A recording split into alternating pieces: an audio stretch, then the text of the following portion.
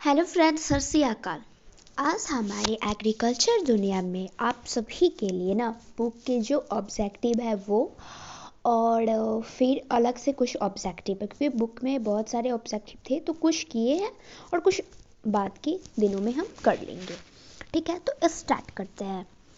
सबसे पहले क्वेश्चन है, गुलदाउदी का यानी क्राइसैंथेमम का प्रसारण कैसे किया जाता है? तो बीज, शकर्स और कटिंग के द्वारा, और फोड़ है सभी के द्वारा। तो इसका जो राइट आंसर होगा वो सभी होगा, क्योंकि बीज के द्वारा और शकर्स और कटिंग तीनों के द्वारा गुलदाउदी का हम प्रसारण करते हैं, यानी प्रोपोगेशन करते हैं। गुलदाउदी का कुल होता है, तो गुलदाउदी का जो कुल होता है वो होता है कंपोजिटी। कौन सा होता है?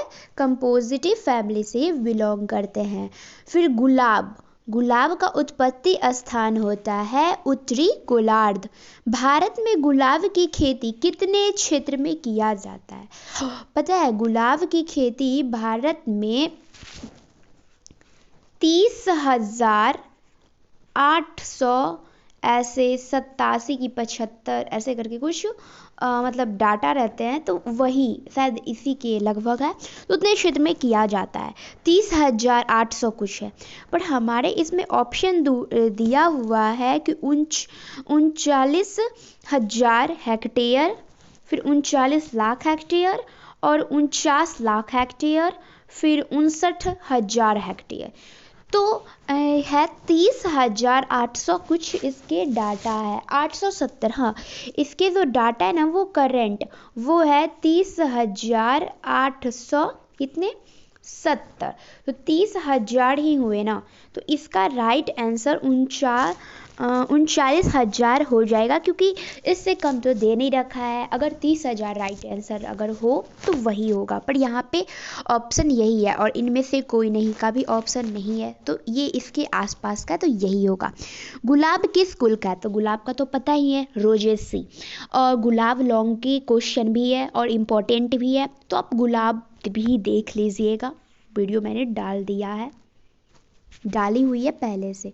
तो ये हमारे क्राइसैंथेमम हो गए, यानी कि गुलदाउदी। ये है, फिर ये तो बहुत मस्त लग रही है ना, और फिर ये वाइट कलर की। अब आ जाते हैं हमारे अगले क्वेश्चन। गुलाब किस कुल का है? तो ये रोजेसी की है, ये तो पता ही है। गुलाब की कटाई छटाई का सर्वोत्तम समय क्या होता है? तो गुलाब की कटाई छटाई का सर्वोत्तम समय अक्टूबर होता है।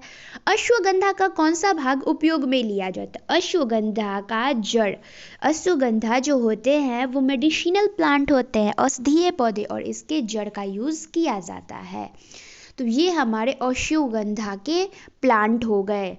ठीक है, ऐसे ही दिखते हैं, ये उसकी जड़ हो गए, जिसका मेडिसिनल प्लांट में मतलब इसके जड़ का ही यूज़ किया जाता है, और यही उसके अश्वगंधा के वही बीज, लीफ, फिर ये जड़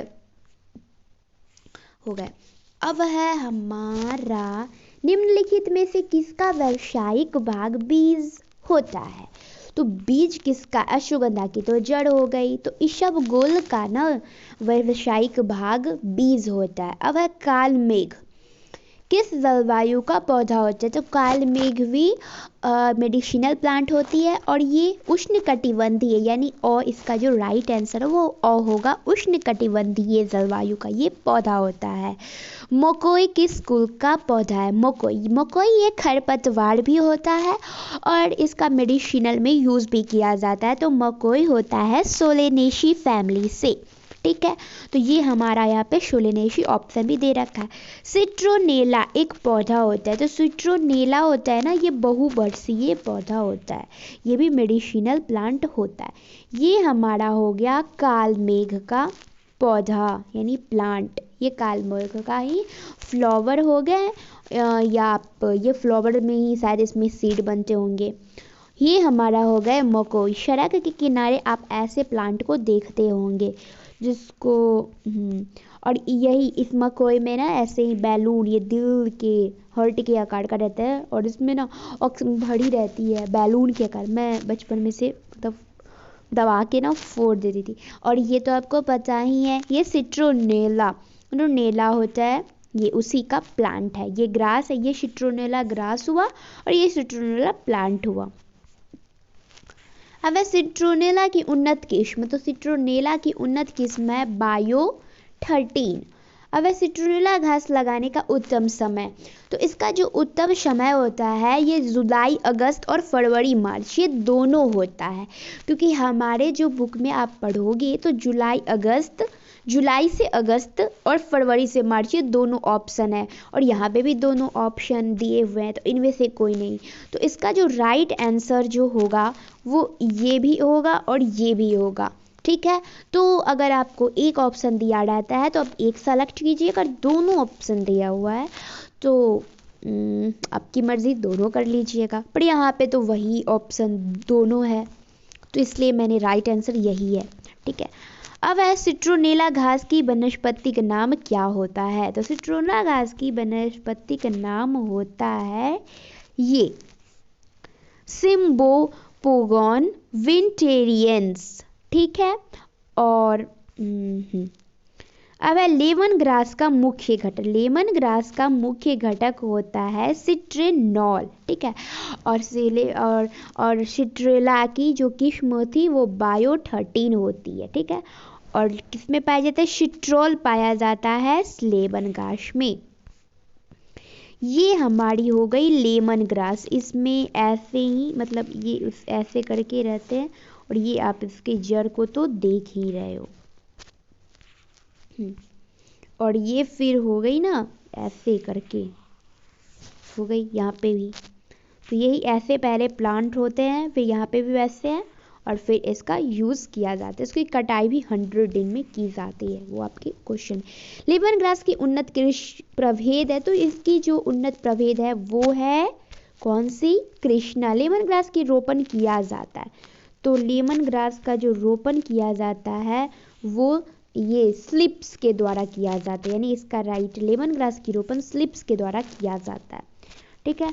अब है लेमन ग्रास की पहली कटाई, लेमन ग्रास की पहली कटाई 100, ये लेमन ग्रास की जो पहली कटाई होती है वो 100 दिन हो जाता है। लेमन ग्रास की उन्नत किस्म कृष्णा होती है, और लेमन ग्रास की रोपाई किसी स्लिप्स के द्वारा किया जाता है। मेंथा पौधा किस कुल से होता है, मेंथा पौधा जो होता है वो लेमिएसी फैमिली से बिलोंग करता है, लेमिएसी, ये इसका मेंथा लेमिएसी है। मेंथा या पुदीना, जिसको कहते हैं पुदीना की चटनी, या इसके हाजमोले आते हैं, ये फ्लेवर होता है पुदीना, तो पुदीना को ही मेंथा कहते हैं, ठीक है। मेंथा का सक्रिय घटक होता है मेंथा का मेंथाल होता है, ठीक है। मेंथा का उन्नत प्रभेद क्या है, तो इसका जो उन्नत प्रभेद है वो है कौन सी, कोशी, ठीक है,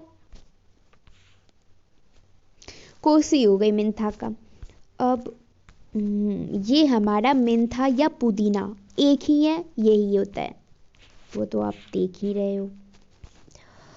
अब आ गया मेंथा एक पौधा है, तो मेंथा एक बहुवर्षीय पौधा है। अब है मॉर्निंग ग्लोरी है, मॉर्निंग ग्लोरी एक फ्लावर आती है, वो क्या होता है, तो क्रीपर, ये है क्रीपर। तो क्रीपर किसे कहते हैं पता है, क्रीपर एक ना मतलब लतरने वाला पौधा होता है, ठीक है, जिसको पौधा नहीं कह सकते, मतलब हाँ प्लांट तो कह सकते हैं, लतरने वाला, जिसकी तना कमजोर होती है, और ये बिना किसी सहारे के ना मतलब चढ़ते हैं, ठीक है। वैसे मैं इसकी फ्लावर तो दिखा ही देती हूँ, इसको मॉर्निंग ग्लोरी कहते हैं, यही है। तो आप यहाँ पे भी देखो, ये मतलब यहाँ पे भी देखिए बिना सहारे के ऐसे लतरे हुए हैं ना, फिर यहाँ पे भी आप देख रहे हो इसको, ये ऐसे ही होते हैं, फिर ये भी, फिर ये भी, फिर ये भी, मतलब ऐसे ये वाइट बैगनी और फिर पिंक कलर में आते हैं, वैसे ये 6 कलर में आते हैं, मेरे पास था पर मैंने यूज़ नहीं किया। अब है इनमें से किसका जड़ खाया जाता है, जड़ किसका खाया जाता है, तो अब कॉस्टली मूली की खाएंगे ना, टमाटर का जड़ खाता है, नहीं खाता, पत्ता गोभी की नहीं, मटर की नहीं खाते।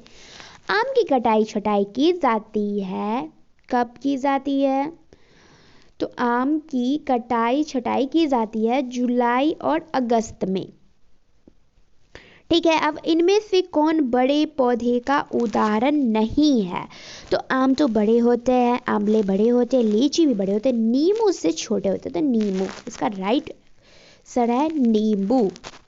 अब हमारे हैं अम्लीय मृदा के लिए उपयुक्त फल है, तो अम्लीय के लिए हो गए उपयुक्त फल हो गए हैं अम्लीय के लिए अमरूद। वैसे खजूर के लिए एक कहावत है कि खजूर की अगर जड़ आग पानी में और सर आग में रहते हैं फिर भी ये फलते हैं, यानी किसी भी परिस्थिति में खजूर फल देता ही है। बिहार बिहार कृषि विश्वविद्यालय, ये तो पता ही है, सबौरपुर भागलपुर में है, सबौर भागलपुर में है। पूषा डेलिशियम पपीता में, मैंने पिछले वीडियो में बताया भी है। अब है निम्नलिखित में से लीची, लीची की बात हो रही है तो शाही अपना बिहार सबसे ज़्यादा है, मुजफ्फरपुर तो सबसे ज़्यादा फेमस है लीची के लिए। अब है इनमें पॉली हाउस में उगाने, पॉली हाउस में क्या उगाए जाते हैं? तो शिमला मिर्च। अब है गाजर, तो गाजर हमारा अम्बली फेरी में आते हैं।